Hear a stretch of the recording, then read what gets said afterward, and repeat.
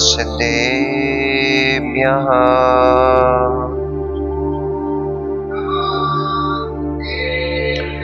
ॐ नमः सिद्धेभ्यः।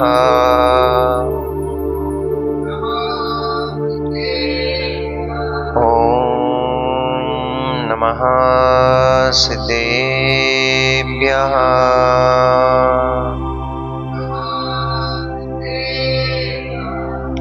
तव सिद्धेन सिद्धे संयम सिद्धे चरित्र सिद्धेया नाणं निदर्शनं मेया सिद्धे शिरसा नमस्सामि।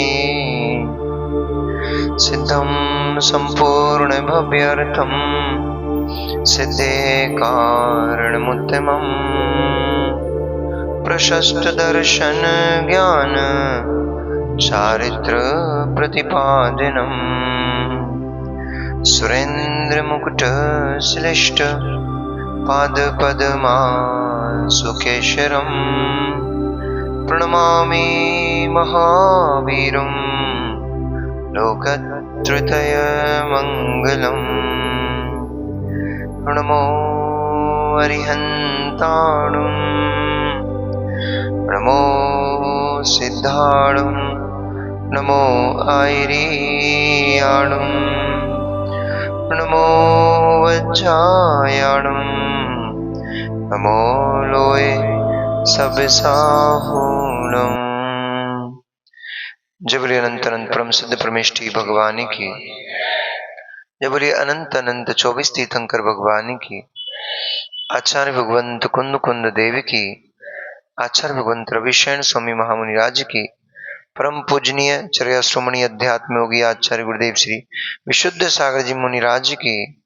अहिंसामयी विश्व जैन धर्म की।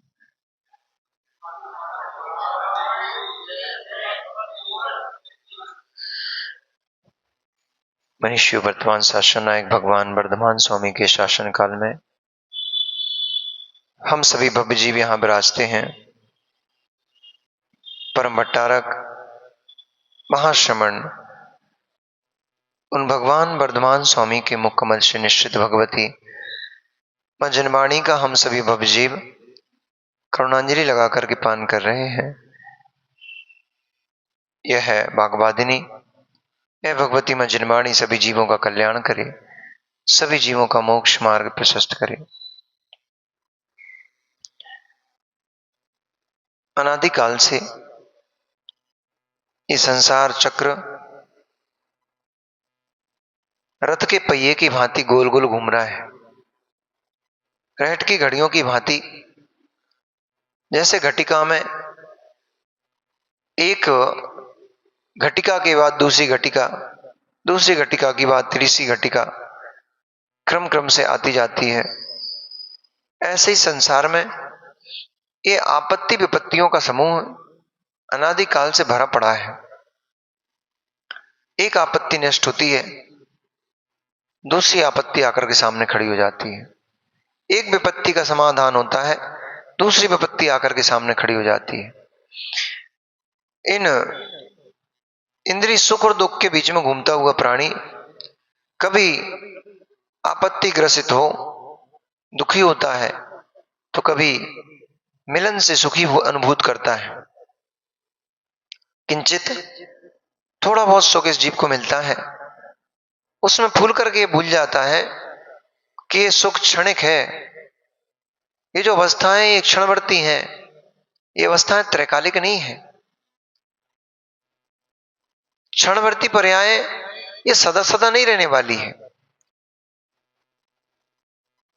सूक्ष्म ऋजु सूत्र नय, स्थूल ऋजु सूत्र नय।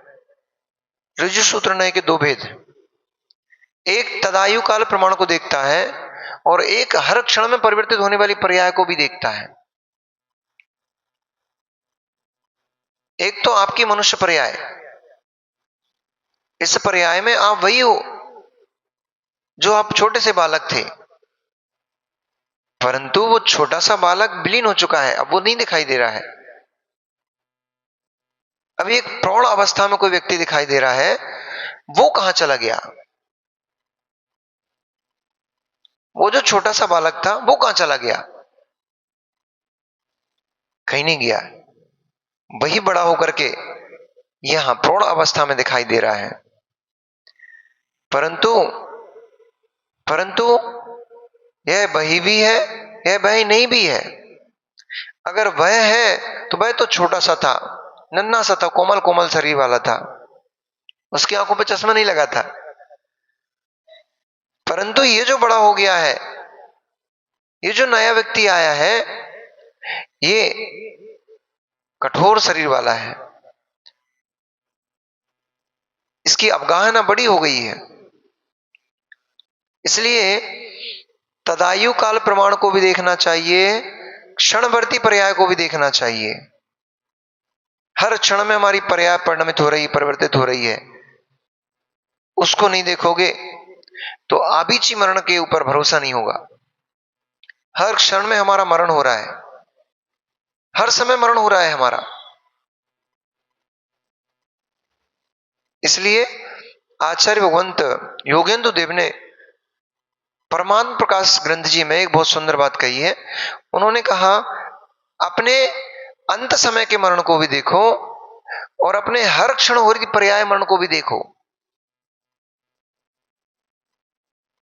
हर क्षण का जो पर्याय पर्याय में मरण हो रहा है, हर क्षण ये पर्याय जो विलीन हो रही है, नवीन नवीन पर्याय उत्पन्न होती जा रही है, उस हर क्षण की पर्याय को संभालो, तभी अंत में समाधि मरण हो पाएगा। और वर्तमान समय की हर एक क्षण की जो पर्याय बीतती चली जा रही है, वो यदि नहीं संभाल पा रहे हो तो अंत में समाधि मरण की कल्पना नहीं करना कि अंत में हमारा समाधि मरण हो जाएगा। क्योंकि जैसे जैसे शुभाशुभ परिणाम हम पूरे जीवन भर करते रहेंगे, वैसे ही भाव फिर अंतिम समय में बनेंगे। कई लोग देखने में आता है ऐसा कि जीवन भर खूब साधना की, खूब त्याग किया, अंत समय में रात्रि में भोजन पानी मांग रहे थे। तो आचार्य गोविंद कहते हैं, इसका मतलब ये निर्णय होता है कि उनकी साधना निर्मल नहीं थी।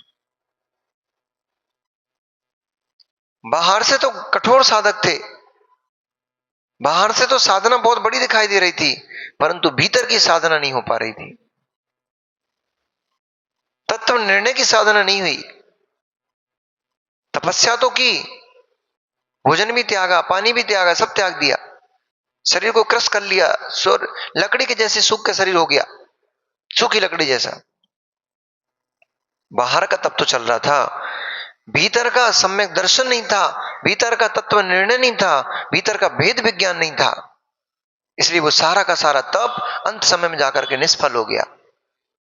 अब ऐसा भी नहीं कि उस तप का कोई फल नहीं मिलेगा, क्योंकि एक छोटा सा संयम भी लोगे, नियम लोगे, वो कभी व्यर्थ नहीं जाएगा, वो फलदायक होता है, फल देता है। परंतु उस वृक्ष से हम जो फल चाह रहे हैं, वो फल नहीं मिल पा रहा उससे। हम उसमें मोक्ष फल देखना चाह रहे हैं। संयम का फल क्या है? संयम का फल क्या शिखरचंद जी? मोक्ष का फल, और वही नहीं मिला तो आपका संयम किस मतलब का? इसलिए हर क्षण एक एक क्षण की पर्याय को जब हमें संभालेंगे, तब जाकर के कहीं अंत में समाधि मरण होगा। फिर आचार्य योगेंद्र देव स्वामी लिख रहे हैं कि एक बार का समाधि मरण जीव के सैकड़ों हजारों जन्मों को नष्ट कर देता है। एक बार का समाधि मरण। महेंद्र भाई, एक बार भी समाधि मरण नहीं करा क्या हमने? क्या एक बार भी? इतना कल्प काल व्यतीत हो चुके कि हमने एक बार भी समाधि मरण नहीं करा? अनंत अनंत पर्याय भोग चुके हम, क्या एक बार भी समाधि मरण नहीं किया? नहीं किया, एक बार भी समाधि मरण नहीं किया। बाल मरण किया, बाल बाल मरण किया।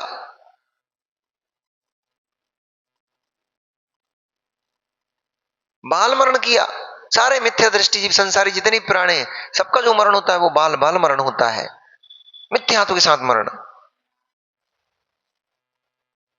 असंयम सम्यक दृष्टि हो गया, परंतु संयम ग्रहण नहीं कर पाया, फिर भी उसका मरण ठीक है, क्योंकि सम्यक दर्शन के साथ मरण हो गया। अब अधिक समय पर संसार में नहीं भटकेगा। मिथ्या दृष्टि खोटी पर्याय में अनंत काल से भटकता चला आ रहा है, एक बार भी उसने सम्यक दर्शन की कणिका को प्राप्त नहीं किया। सम्यक दर्शन हुए बिना पंडित मरण नहीं होगा। मुनिराजों का मरण कौन सा होता है? पंडित मरण। संयमी जीवों का बाल पंडित मरण, सम्यक दृष्टि का बाल मरण, मिथ्या दृष्टि का बाल बाल मरण। इतने काल व्यतीत हो गया, कितना काल व्यतीत हुआ, अनादि से हम चले आ रहे हैं। अनादि काल से, अनादि काल, अनादि का मतलब क्या है? जिसका कोई स्टार्ट नहीं है, अनादि, आदि नहीं है उसका, उसका नाम है अनादि। ऐसे अनादि काल से हम मरण करते चले आ रहे हैं। अनादि काल से कितने जन्म ले चुके हैं, कितने मरण कर चुके हैं। आचार्य कहते हैं कि इन शरीरों को अगर एकत्रित किया जाए, जितने हम जन्म ले चुके हैं, उन शरीरों को अगर एकत्रित करके उनका ढेर खड़ा कर दिया जाए तो 3 लोक में स्थान नहीं बचेगा। इतनी देह धारण कर चुके हैं हम। कुणाल कितने कितने जन्म ले लिए। शरीरों को अगर इकट्ठा, बैठे रहो, शरीरों को अगर इकट्ठा किया जाए, हमने जो जन्म और मरण किया ना, और जिन जिन शरीरों को हमने प्राप्त किया, शरीर को अगर हम इकट्ठा कर लें, एकत्रित कर लें, तो 3 लोकों में जगह खत्म हो जाएगी, 3 लोकों में न बन पाएंगे। इतने जन्म इतने मरण हम कर चुके हैं। सोचो महेंद्र भैया, इतने जन्म मरण करने के बाद भी एक बार भी हमने अभी तक समाधि मरण नहीं किया, पंडित मरण नहीं किया एक बार। उत्कृष्ट समाधि मरण तो पंडित मरण है। मुनियों का जो मरण होता है वो कहलाता है पंडित मरण। बाल मरण किया, बाल बाल मरण किया, बाल मरण भी कर लेते तो भी ठीक था। बाल बाल मरण किया है, अनंत बार करते हो गया। सम्यक रहित होकर के भी संयम ग्रहण किया, कई बार संयम ग्रहण किया। ऐसा नहीं कि कभी संयम ही नहीं बने हैं। छैडाला में दौलत राम जी ने लिखा है, मुनि पद धारे अनंत बार ग्रहव्य के उपजायो। कितनी बार मुनि बन चुके।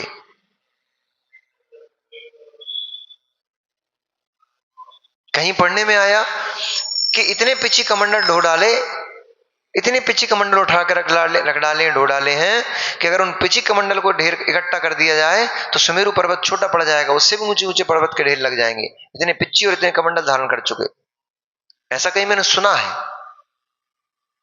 परंतु सम्यक दर्शन के बिना, भाव विशुद्धि के बिना किया,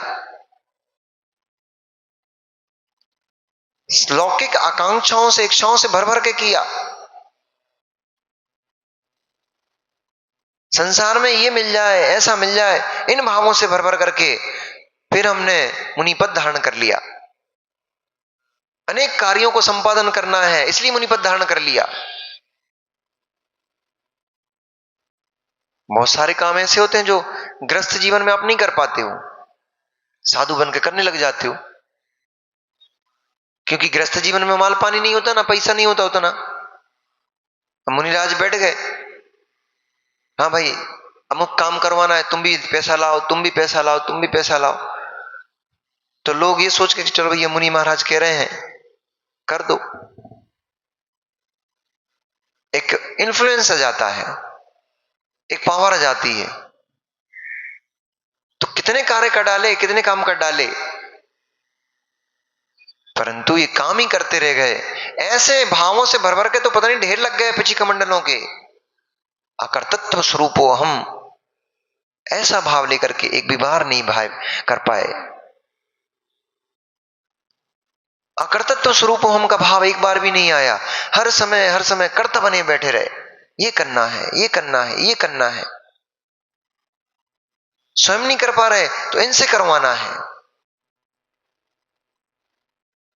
कभी अकर्तृत्व का आनंद ही नहीं आ रहा कि हमें कुछ नहीं करना, हमें तो केवल अपने स्वभाव की प्राप्ति करने का आनंद लेना है बस, और कुछ नहीं करना है। इसका आनंद ही नहीं आ पा रहा। और इसका आनंद आने लग जाएगा जिस जीव को, उसे बाहर के कार्यक्रम किंचित भी रुच नहीं सकते हैं। बाहर की वार्तालाप में, बाहर के कार्यक्रम में उन्हें ही आनंद आता है जिन्हें भीतर में आनंद नहीं आता, जिन्हें अपनी सामायिक में आनंद आता है, अपनी क्रियाओं में आनंद आता है। ये भी एक कर्तापन है।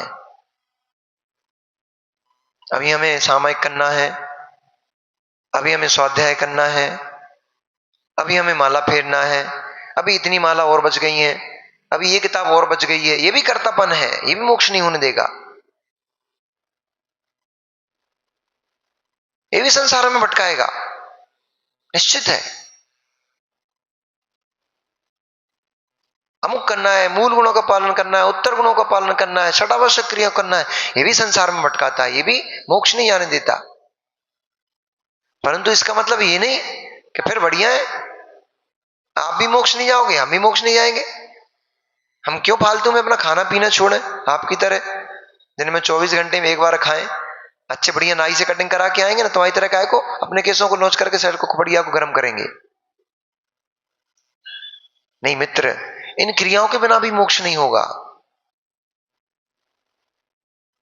ये क्रियाएं मोक्ष नहीं जाने देंगे, ये भी पक्का है, और इन क्रियाओं के बिना भी मोक्ष नहीं होगा, ये भी पक्का है। ये क्रियाएं आपको अशुभ से निवृत्त कराती हैं, अशुभ से रक्षा करती हैं आपकी। ये आपको अशुभ में नहीं लगने देती हैं, इसलिए क्रिया करना आवश्यक है। लेकिन क्रियाओं को करने में लगे रहोगे, क्रियाओं को करने में लगे रहोगे, उनमें ही राग द्वेष की परिणति चली जा रही है। अब ये बड़ा नुकसान हो रहा है। शिविर में क्यों बोला था हमने? क्योंकि शिविर में बैठने पर ये बहुत दृष्टि दूसरे की पक्ष में जाती है तुरंत। अरे हम सामायिक कर रहे, ये सो रहा है, अरे हम तो स्वाध्याय करने बैठे, ये बात कर रहे हैं। दूसरे पे दृष्टि जाती है, ये ऐसा कर रहा है, ये ऐसा कर रहा है, ये नहीं देखा मैं क्या कर रहा हूं। मैं पे दृष्टि जाने लग जाए कि मैं क्या कर रहा हूं, तो दूसरे की दृष्टि अपने आप, क्लेश अपने आप, आधा सा क्लेश तो समाप्त। हमारा सबसे बड़ा क्लेश ये नहीं है कि हम ये नहीं कर पा रहे हैं, हम अमुक कार्य नहीं कर पा रहे हैं। हमारा सबसे बड़ा क्लेश ये है, ये ऐसा क्यों कर रहा है, इसी से हम परेशान हैं। और इसकी दृष्टि हमारी हटने लग जाए कि ये जो कर रहा है भैया ठीक है, ये भिन्न द्रव्य है, मैं भिन्न द्रव्य हूं, उसको जो अच्छा लग रहा है वो कर रहा है।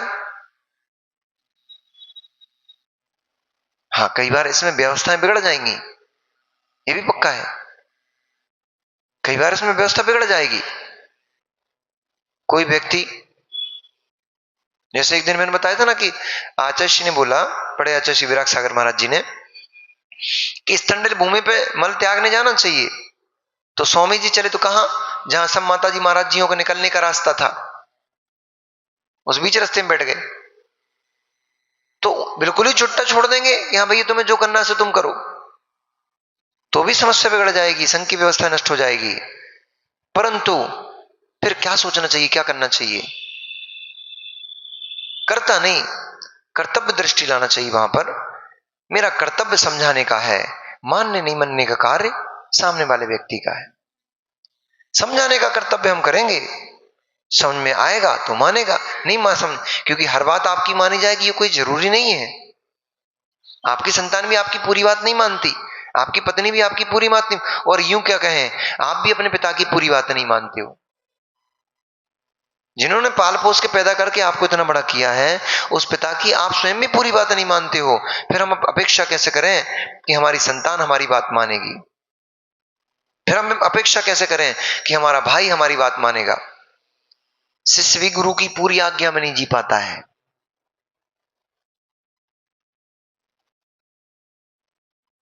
तो फिर हम ये अपेक्षा कैसे करें कि गुरु भाई हमारी पूरी बात मानेगा? परंतु भी एक कर्तव्य दृष्टि होती है, एक कर्ता दृष्टि होती है। हमारी कर्तव्य में दृष्टि चली जाएगी, संक्लिष्टता समाप्त हो जाएगी, कम तो हो ही जाएगी। और हम कर्ता बन के बैठ गए तो संक्लिष्टता के अलावा हमें कुछ भी नहीं मिल पाएगा। क्योंकि हम कुछ कहेंगे, आवश्यक नहीं है कि अंश उसको करेगा, और नहीं करेगा हम 2 बार कहेंगे, 3 बार कहेंगे, और जब देखेंगे कि हमारी बात सुन ही नहीं रहा, कर ही नहीं रहा, तो फिर झुंझलाहट आती है, फिर मान कसाय सताती है, अहंकार सताता है, फिर डांटने का मन करता है। मान कसाय आ गई ना, अब वो मान के रही है कि तुम्हारी बात नहीं सुनी जा रही है, इसको तुम डांट लगाओ। तो हम अपनी मान कसाय की बात मान करके सामने वाले से लड़ने लग जाएंगे, डांट लगाने लग जाएंगे। इसलिए इसलिए आचार्यों ने इतने बहुत ही प्रज्ञावंत होकर के सभी, चाहे मुनि हो, चाहे वृत्ति हो, अणुवृत्ति हो, चाहे महावृत्ति हो, सभी के लिए एक सूत्र दिया है। उन्होंने कहा अपनी क्षण क्षण की पर्यायों को संभालो। हर समय में हमारे जो राग और द्वेष परिणाम उत्पन्न हो रहे हैं, उन राग द्वेष परिणामों को संभालो, क्योंकि एक एक क्षण में आबीची मरण हो रहा है। हर समय तुम मर रहे हो, हर समय आपका मरण हो रहा है। बार बार मरते मरते, बार बार अशुभ मरण करते करते वही संस्कार पड़ जाएंगे, फिर अंत में अशुभ मरण ही होगा, शुभ मरण नहीं हो पाएगा। और एक बहुत सुंदर विषय अभी एक दिन मैंने पढ़ा था, बहुत सुंदर एक विषय आया था कि जिन्हें अंत में झुंझलाहट नहीं चाहिए है, उन्हें आज से ही इच्छाओं की पूर्ति बंद कर देना चाहिए। उन्हें अपनी आज से इच्छाएं कम करने लग जाना चाहिए। जिन्हें अंत में संक्लेशता से मरण नहीं करना है, उन्हें आज से ही अपनी इच्छाएं कम कर देना चाहिए। कारण अंत समय में शरीर क्रश हो जाएगा, अंत समय में शब्द नहीं निकलेंगे, अंत समय में अपने मनोभावों को आप प्रदर्शित नहीं कर पाओगे, बोल नहीं पाओगे, बता ही नहीं पाओगे। और अंत समय में आवश्यक नहीं है कि आपके आज्ञाकारी संतान भी आपकी इच्छा की पूर्ति करेगी, बात सुनेगी आपकी। मन में भावना उत्पन्न होगी, अभी ये और करना बाकी था, ये और कर ले, अभी वो करना बाकी था, वो और कर ले, और आवाज लगा रहे, बहू को चिल्ला रहे हो। सुन रहे हो शिखरचंद जी? ऐसे दिन आए, उससे पहले अपना निर्णय कर लेना। अब क्या करना बाकी बचा है अपने को? कुछ बचा है क्या? कुछ भोगना बाकी बचा है क्या? कौन सा 5 इंद्रिय में ऐसी कौन सी इंद्रिय का भोग जो आपने नहीं भोगा हो अब तक? इस पर्याय की बात कर लो, मैं तो बाकी पर्याय छोड़ दूं। इस पर्याय में जितने भी वृद्ध बुजुर्ग लोग यहां पर बैठे हुए हैं, सुन रहे हो धर्मचंद जी? मतलब छोटे से विकल के चक्कर में शिविर छोड़ दिया। हम भगवान बनाने की विधि बता रहे थे, ये भगवान को मंदिर में खोजने जा रहे थे। अरे मित्र, अब क्या करना बाकी बचा है अपने को? सब कर लिया। भगवान से राग तो करना तब तक करना जब तक हमें आत्मा की अनुभूति नहीं हो रही है। जब आत्मा की अनुभूति होने लग जाएगी, तब भगवान से भी ज्यादा राग मत करना, कहना अब मैं अपने भगवान को देखने लग गया हूं, अब मैं भीतर के भगवान को बनते देख रहा हूं। इसलिए ऐसा नहीं मंदिर छोड़ देंगे, दर्शन करना छोड़ देंगे। हम तो जाते हैं, अभी भी दोनों टाइम मंदिर करने जाते हैं, और बीच में भी 3 बार जाते हैं, बल्कि आहार करके आते तब भी भगवान की प्रतिमा के सामने प्रत्याख्यान करते हैं, क्योंकि हमारे आचार्य महाराज ने यही संस्कार दिए हैं, कक्ष में प्रत्याख्यान नहीं। चाहे कितनी कहीं से भी आए हो, कितनी दूर का चौका अटेंड करके आए हो, परंतु जब भी प्रत्याख्यान करो, मंदिर में भगवान के सामने आकर के प्रत्याख्यान करो। दिन में 3 बार मंदिर जाते, 3 बार भगवान के दर्शन करते। क्यों? प्रभु, अभी मुझे आत्मा की अनुभूति हर समय नहीं होती है। ध्यान में बैठता हूं, तब उस ध्यान में आत्मा को चिंतन करता हूं, आत्मा का ध्यान करता हूं, परंतु बाकी के समय में मैं आत्मा पर लक्ष्य नहीं रह पाता, मेरा टिक नहीं पाता। इसलिए मैं आपके पास आता हूं। अभी जब आत्मानुभूति होने लग जाएगी, भगवान भी हमसे अपने आप दूर हो जाएगा, हमें छोड़ना भी नहीं पड़ेगा। आत्मरसिक जो होता है, उसको छोड़ना कुछ नहीं पड़ता है, उसका सब अपने आप छूटते चले जाता है। इसलिए अशुभ से बचने के लिए बुद्धिपूर्वक शुभ में लगना पड़ेगा। अशुभ से निवृत्ति चाहिए है, अशुभ से बचना है तो बुद्धिपूर्वक विवेकपूर्वक शुभ कार्यों में लगना पड़ेगा। अभिषेक करो, पूजन करो, स्वाध्याय करो, जप करो, उपवास आदि की क्रियाएं करो, देह से ममत्व के त्याग के लिए। अभी तो लोगों को ये पता नहीं है कि उपवास क्यों किया जाता है। पता है आप लोगों को उपवास क्यों करते हैं, नीरस क्यों करते हैं?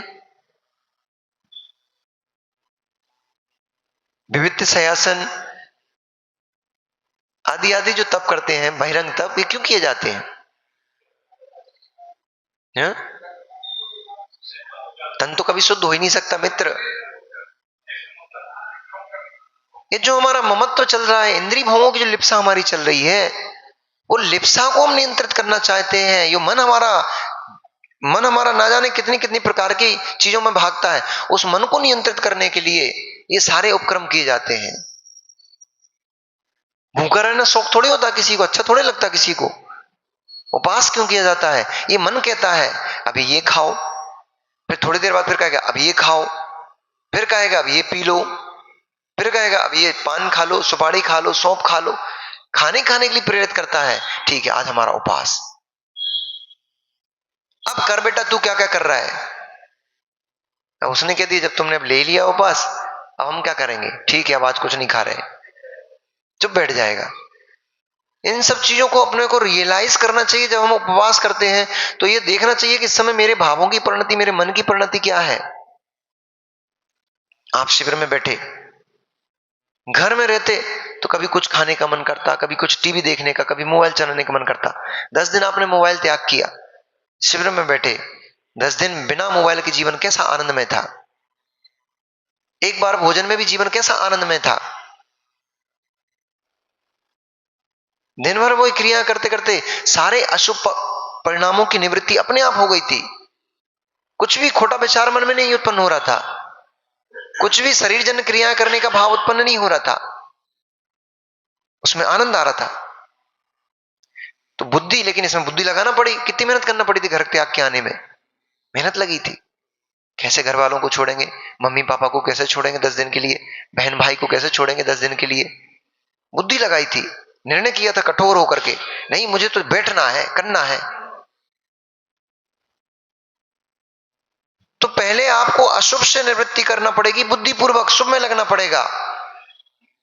फिर शुभ में लग करके धीरे धीरे जैसे जैसे शुद्धात्म की अनुभूति होने लगी, शुद्धात्म में आपका प्रवेश होने लग जाएगा, ध्यान में आपका प्रवेश होने लग जाएगा, फिर किसी शुभ क्रिया को आपको करना नहीं पड़ेगा, अपने आप छूट जाएगी।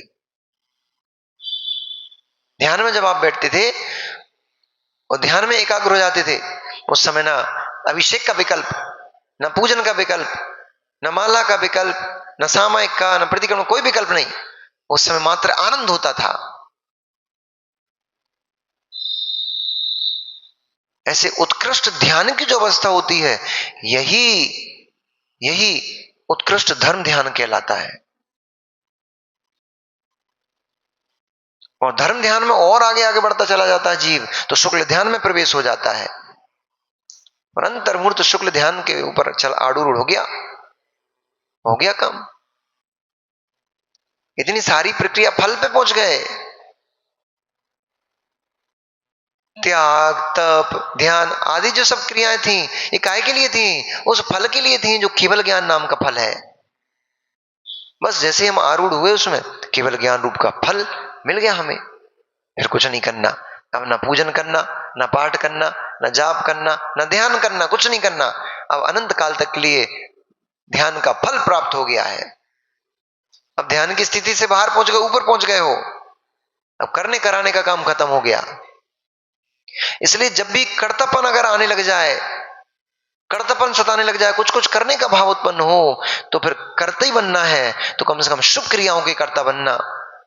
धर्म ध्यान के, पूजन पाठ के, स्वाध्याय आदि क्रिया शुभ क्रियाओं के कर्ता बनना।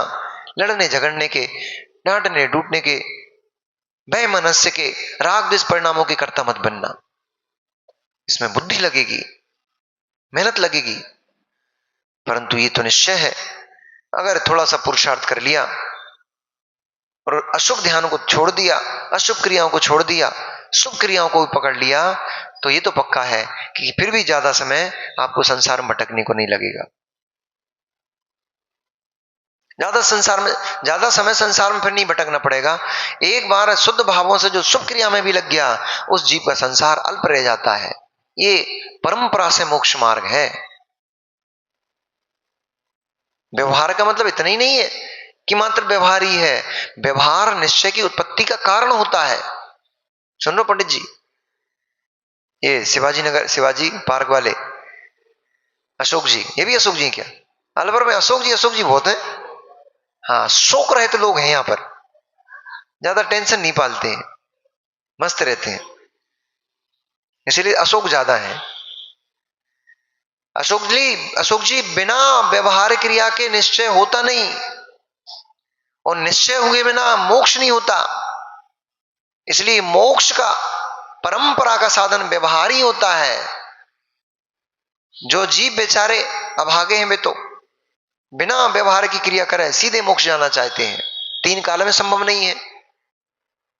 आप जैन दिगंबर परंपरा के लोग हो, दीक्षा लिए बिना मोक्ष कैसे संभव हो सकता है? और दीक्षा व्यवहार की क्रिया है। ये संस्कार करना गुरु के द्वारा, आपका केश लोंचन करना, ये थोड़ा ही मोक्ष मार्ग है। ये थोड़ा ही मोक्ष मार्ग है। ये व्यवहारिक है, ये बाह्य की क्रियाएं हैं, परंतु इसके बिना भाव विशुद्धि नहीं बनेगी। संस्कार आरोपण के बिना मुनि पने का आनंद नहीं आएगा। मैं तो अनुभूत किया हुआ हूं। मैंने एक दिन और बताया था प्रवचन में, कभी कभी जब मैं गृहस्थ था तो एक कमरे में बंद हो जाता था, सारे कपड़े उतार करके कभी आईने के सामने बैठ जाता था, अपने आप को देखता था आईने में कि मुनिराज बन के कैसा लगूंगा। तब वो आनंद नहीं आता था। कपड़े उतार करके सामायिक करने बैठ जाता था कभी बंद कमरे में, अनुभव करता था मुनिराज बनकर के निष्परिग्रह होकर के कैसा भाव उत्पन्न होता है। लेकिन वो आनंद नहीं आता। क्यों? क्योंकि अभी अभी उपचार से निष्परिग्रह हुए हो। अभी फिर पहन लोगे कपड़े उठा करके, शल्य है, अभी शल्य है। अभी आप बाहर नहीं निकल सकते कमरे के, बंद कमरे गेट नहीं खोल सकते, शल्य है। इसलिए अभी वो आनंद नहीं आएगा। दिगंबर मुनिराज होकर के निश्चल हो जाते हैं, तब फिर वो आनंद आना शुरू होता है। इसलिए बहुत सारी बातें ऐसी हैं, व्यवहार के बिना निश्चय उत्पन्न नहीं होता, इनको भी समझना पड़ेगा। निश्चय करने मात्र से मोक्ष नहीं मिलेगा। व्यवहार करने मात्र से मोक्ष नहीं मिलेगा। न ध्यान हो पाएगा, न धर्म हो पाएगा। निश्चय व्यवहार एक ही रथ के दो पहिए हैं। रथ तभी चल पाएगा जब दोनों पहियों का समन्वय बैठाओगे। एक पहिया भी खोल कर रख दिया, कभी आपका रथ चल नहीं पाएगा। आप धर्म ध्यान तो क्या हो गया, धर्म की क्रिया भी नहीं कर पाओगे, ध्यान तो बहुत दूर की बात हो गई। क्योंकि निश्चय लक्ष्य के बिना शुभ क्रिया क्यों करोगे? शुद्ध की प्राप्ति का लक्ष्य नहीं होगा तो शुभ क्रिया क्यों करोगे? शुभ क्रिया व्यवहार क्रिया होगी। शुद्ध की प्राप्ति का जो लक्ष्य है वो निश्चय है, और जो भी लक्ष्य है वो निश्चय नहीं है, वो भी व्यवहार है। जो शुद्ध बैठा है वो निश्चय है। इसलिए थोड़ा अध्ययन की आवश्यकता है, पढ़ना पड़ेगा। एकाक्षी होकर नहीं, सब अनुयोग द्वारा को पढ़ना पड़ेगा। एकाक्षी होकर के नहीं, अनेकांत दृष्टि से अनेक अनेक ग्रंथों को पढ़ना पड़ेगा। एक ग्रंथ से भी तत्व का निर्णय नहीं हो पाएगा। आचार्य बोलते हैं बहुत सारे विषय ऐसे हैं समय सार के, जो प्रवचन सार में जिनको बहुत अच्छा सा खुलासा किया गया है, वे आपको समय सार में समझ में नहीं आएंगे। उनके लिए आपको प्रवचन सार पढ़ना पड़ेगा। बहुत सारे सैद्धांतिक विषय ऐसे होते हैं जो एक ही ग्रंथ से निर्णय नहीं हो पाएगा। बहुत सारी बातें ऐसी हैं जो मूलाचार में नहीं है, उन्हें भगवती आराधना में पढ़ना पड़ेगा। मूलाचार में शुद्ध मुनि की चर्या का वर्णन कर दिया, फिर उसमें अपेक्षा लगा करके फिर भगवती आराधना में उसको और व्याख्यायित किया गया है। इसलिए बहुत सारे विषय एक ग्रंथ से पढ़ के कभी भी तत्व का निर्णय कर मत लेना। एक ग्रंथ पढ़ लिया हमने, मूलाचार पढ़ लिया, मुनि का पूरा ज्ञान हो गया, नहीं, अभी बहुत बाकी है। एक परमात्म प्रकाश पढ़ लिया हमने, आत्मा का पूरा ज्ञान हो गया, नहीं, अभी बहुत बाकी है। एक पद्म पुराण पढ़ लिया हमने, पूरा प्रथमान योग हमारा कंप्लीट, नहीं, अभी बहुत बाकी है। एक ग्रंथ से कभी तत्व निर्णय हो नहीं पाएगा, और एक ग्रंथ पकड़ करके उसको खींचोगे तो भी समस्या खड़ी हो जाएगी। विषय बहुत गहरे होते हैं। हो सकता है किसी ग्रंथ में किसी विषय का खुलासा नहीं किया गया हो, उसका खुलासा अन्य ग्रंथ में मिलेगा, वहां से भी पढ़ना पड़ेगा, अन्यथा एकांत में चले जाएंगे, मिथ्या दृष्टि हो जाएंगे। इसलिए धर्म के अनेक पक्षों को अनेक दृष्टियों से देखना पड़ेगा, और देखते हुए सब पक्षों को देखो, सब दृष्टियों से देखो, लक्ष्य एक होना चाहिए, मैं तो इन सबसे परे, इन सबसे भिन्न शुद्ध आत्मनिर्भर हूं, उस पर लक्ष्य होना चाहिए। उस लक्ष्य के लिए ही सारे उपक्रम, सारी क्रियाएं की जाती हैं, व्यवहार की जितनी भी क्रियाएं हैं उसके लिए ही। इसलिए आचार्य भगवंत ने कहा, परंतु वो लक्ष्य हमारा कब साध्य होगा, कब सिद्ध होगा, जब हम प्रतिक्षण के हमारे शुभ अशुभ परिणामों को पकड़ेंगे। हर छोड़ने होने वाली हमारी जो अशुभ प्रवृत्ति है, हम उसको छोड़ने का प्रयास करेंगे, अशुभ से निवृत्ति करेंगे, शुभ में प्रवृत्ति करेंगे। असुहादो विनिवृत्ति सुप्रवृत्ति जान चारित्रम, अशुभ से निवृत्ति, शुभ में प्रवृत्ति, इसी का नाम चारित्र है।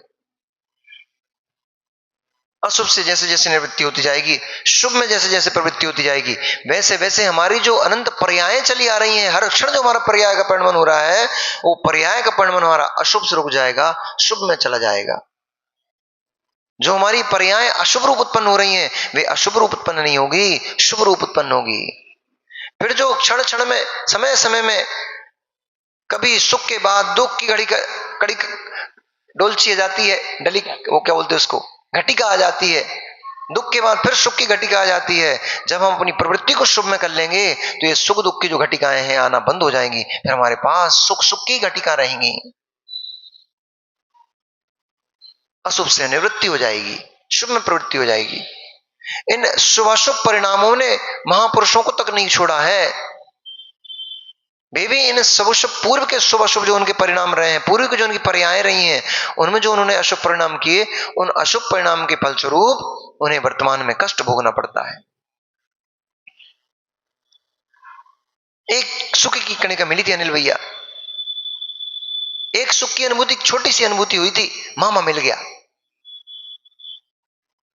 किसको? अंजना को। एक छोटी सी सुख की कणिका मिली थी, मामा मिल गए, परंतु वो सुख भी अधिक समय तक नहीं ठहर पाया। जैसे ही विमान में बैठकर के उड़ने लगे, बालक छटक के हाथ से नीचे गिर गया। हाय हाय, नन्हा सा बालक इतने ऊपर से गिरा, उसका शरीर का क्या हाल हुआ होगा, उसके तो शरीर के टुकड़े टुकड़े हो गए होंगे, उसके तो प्राण पखेरु उड़ गए होंगे। हाय विधाता, तूने मेरे साथ क्या दुर्भाग्य, तूने मेरे साथ क्या खेल खेला। एक क्षण के लिए मुझे पुत्र रत्न की प्राप्ति का आनंद प्राप्त हुआ, एक क्षण के लिए मुझे मेरे मामा के मिलने का आनंद प्राप्त हुआ, फिर तूने मेरे सर पर एक दुख का भार पटक दिया।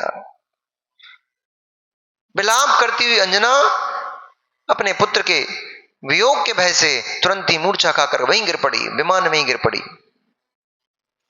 घबराते हुए, भयभीत होते हुए उस प्रति सूर्य ने अपना विमान नीचे उतारा। नीचे उतार कर दृश्य देखते हैं तो क्या दृश्य था। वो बालक जिस चट्टान के ऊपर गिरा था, शैल के ऊपर गिरा था, वो शैल चूर्ण चूर्ण हो गई, टुकड़े टुकड़े हो गई, और वो तो बालक अपने पैर का अंगूठा मुंह में दिए हुए किलकारियां भर रहा है, खिलखिलाते हुए, अपने हाथ पैरों को चलाते हुए और मुस्कुराते हुए अपने पैर का अंगूठा मुख में दिए हुए वह तो बालक खेल कर रहा है। रन तुम होते तो क्या होता, चट्टान टूट जाती। चश्मा टूट जाता तुम्हारा। साइकिल पे से गिर गए तो घुटना ही टूट गया तुम्हारा। तो बताओ, इतने ऊपर से वो बालक इतना छोटा सा तुरंत का जन्मा था, कुछ दिन ही तो हुए थे अभी, चरम शरीरी था, चरम शरीरी बालक ऊपर से गिरा, चट्टान चूर चूर हो गई। मामा ने प्रसन्नता पूर्वक बालक को तुरंत अपनी गोद में उठाया और अंजना के पास ले जाकर कहा, हे बेटी, अपनी नेत्रों को खोल, देख तेरा बालक सचेत है। देख तो, ये कोई महापुरुष ने जन्म लिया है तेरी कोख से, ये कोई सामान्य पुरुष नहीं है। इतने ऊपर से गिर करके उसने चट्टान को चूर चूर कर दिया, पर उसको तो किंचित खरोच भी नहीं आई है। ये कोई दिव्य पुरुष है। अंजना को सचेत किया गया, उपचार किया गया उसका। उपचार से उपचरित उस अंजना ने अपने दोनों नेत्र खोले और अश्रुधारा को बहाते हुए उसने तुरंत ही अपने बालक को छाती से लगा लिया और रुदन, जोर जोर से गला फाड़ फाड़ करके रुदन करने लग गई। हाय मेरे बालक, तू कहां चला जा रहा था? सभी महारानियों ने, प्रतिशूर की सभी महारानी और उसकी मामियों ने, सभी ने उसको सांत्वना दी। विलाप क्यों करती हो? तुम्हारा पुत्र सुरक्षित है।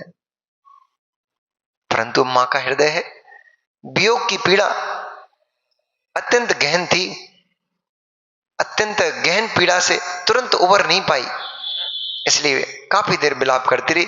जब निश्चय हुआ कि हाँ, वास्तव में मेरा बालक मेरे पास ही है, अभी तो ऐसा भी लग रहा था कि वो विद्या के बल से तो नहीं बना के दे दिया मुझे, मेरा मन बहलाने के लिए, पर जैसे ही जाना कि बालक सुरक्षित है, तुरंत ही मामा ने कहा, ये बालक जिसके गिरने से ये शैल शिला चूर चूर हो गई, इसलिए इस बालक का नाम तो श्री शैल रखा जाएगा।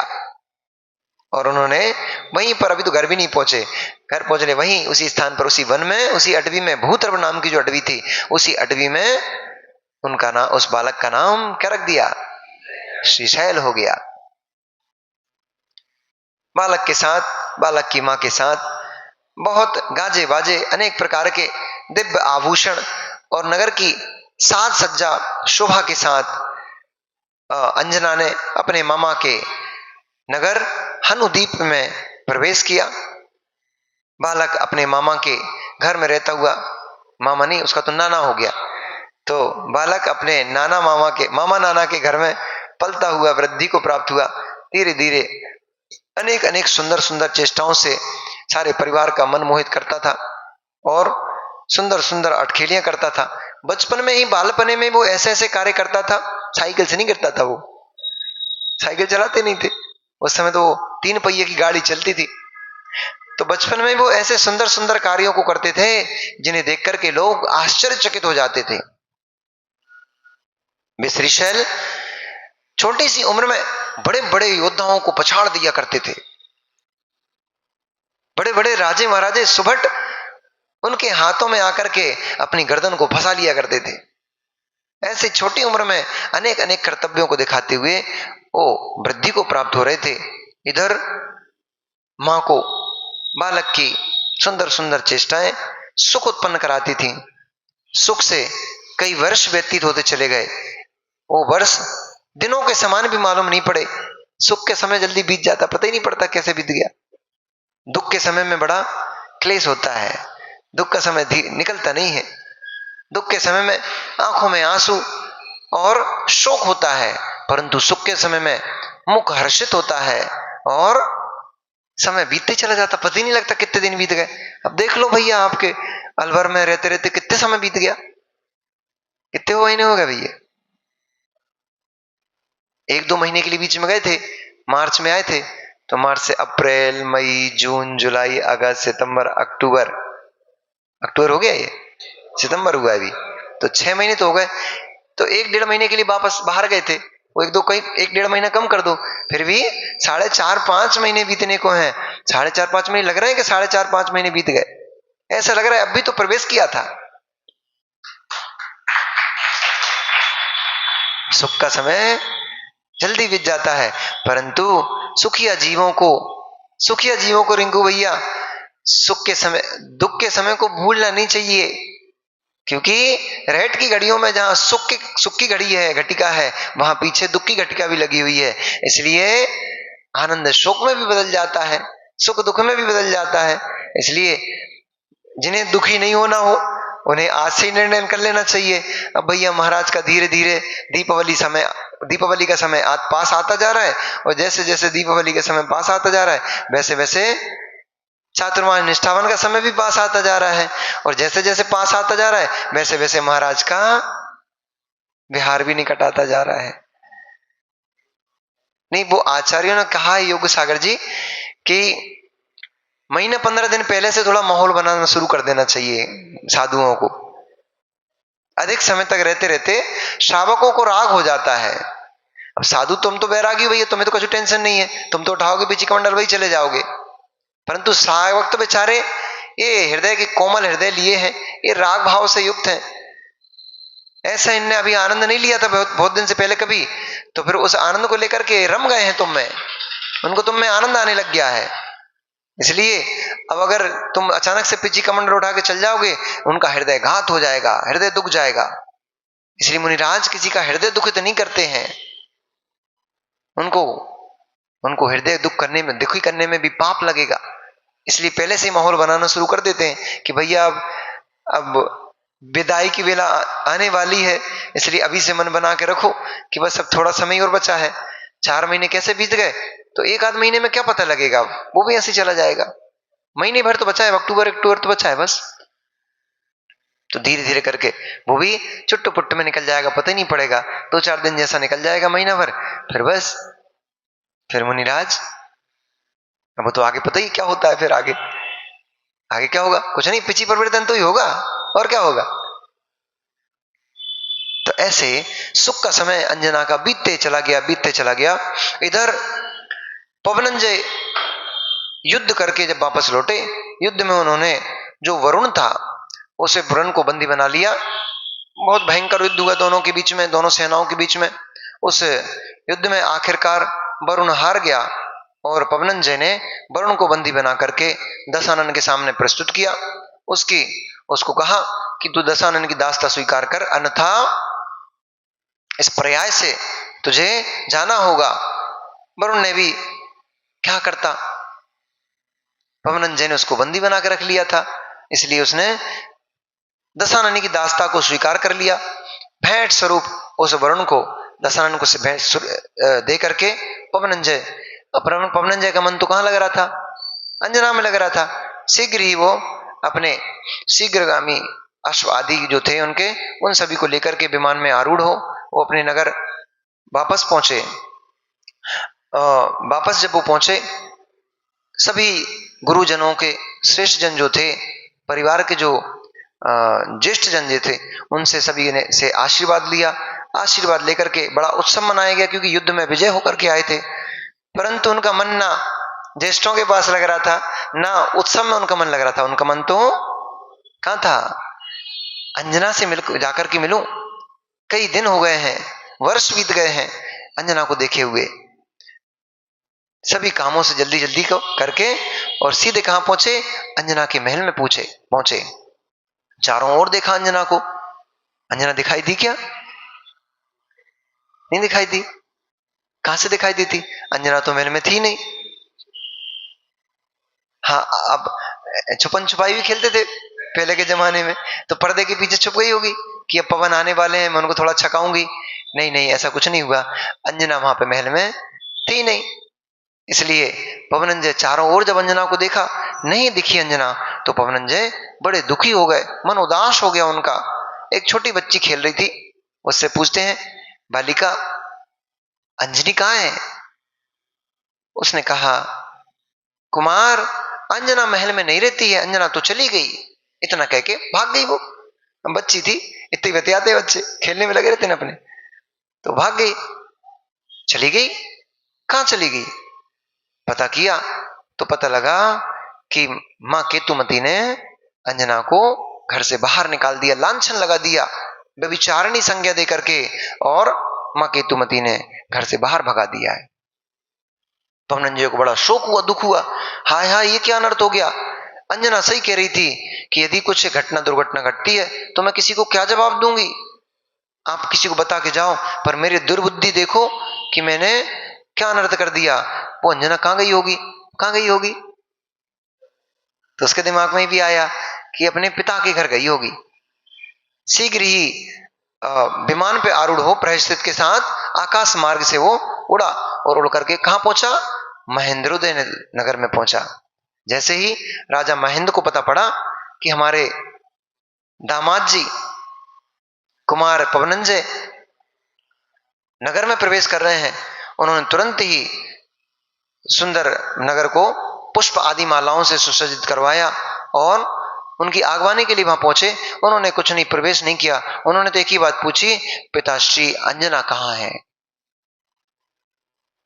महेंद्र जी, राजा महेंद्र अपनी समूलिए लज्जा में मुंडी को नीचे करके खड़े हो गए। वो समझ गया अंजना यहां पर भी नहीं है। उसने कहा, अरे दुष्टो, तुमने उस सुकुमार कुमारी को तुमने कहां पहुंचा दिया? क्या तुम्हें इतनी भी दया नहीं है? उस गर्भवती स्त्री को तुमने कहां दर दर की ठोकर खाने के लिए पहुंच छोड़ दिया है? कुछ तो बताओ, कोई तो बताओ, आखिर किस तरफ गई है, कहां गई है, कहां मिलेगी वो? किसी को पता ही नहीं, क्या बताएंगे। आखिर उसका एक बहुत प्रिय हाथी था, अंबर गोचर नाम का। उस विमान को उसने अपने ससुर के वहीं छोड़ा। अंबर गोचर हाथी के ऊपर वो आरूढ़ हुआ और आरूढ़ होकर के वो नगर नगर में अंजना को खोजने लगा। इधर प्रहसित से उसने कहा, प्रहसित तू घर वापस जा, सभी श्रेष्ठ जन जो ज्येष्ठ जन हैं घर में वो सभी चिंता करते होंगे, इसलिए उनको जाकर कहो कि पवनंजय अंजना की खोज में गए हैं। जब तक अंजना वापस नहीं आएगी तब तक पवन वापस महल में प्रवेश नहीं करेंगे। ऐसा कहते हुए पवनंजय अनेक अनेक स्थानों, अनेक अनेक नगरों में, अनेक अनेक वनों में, अटवियों में अंजना को खोजते फिर रहे थे। उनके मन में अनेक अनेक प्रकार के विकल्प उत्पन्न होते थे। कहीं ऐसा तो नहीं कोई सुंदर तो थी हमारी अंजना, किसी विद्याधर ने उसका हरण कर लिया हो, अथवा कहीं ऐसा तो नहीं वो कितनी कृश हो गई थी मेरे वियोग में, कितनी दुबली हो गई थी, तो कहीं तालाब पोखर आदि में पानी पीने गई हो और सिंह मगर आदि ने उसको भक्षण कर लिया हो। अनेक अनेक प्रकार के उनके मन में विकल्प जाल उत्पन्न हो रहे हैं। अब बेचारे खोजते फिर रहे हैं, मिलती नहीं मिलती, अब कल बताऊंगा।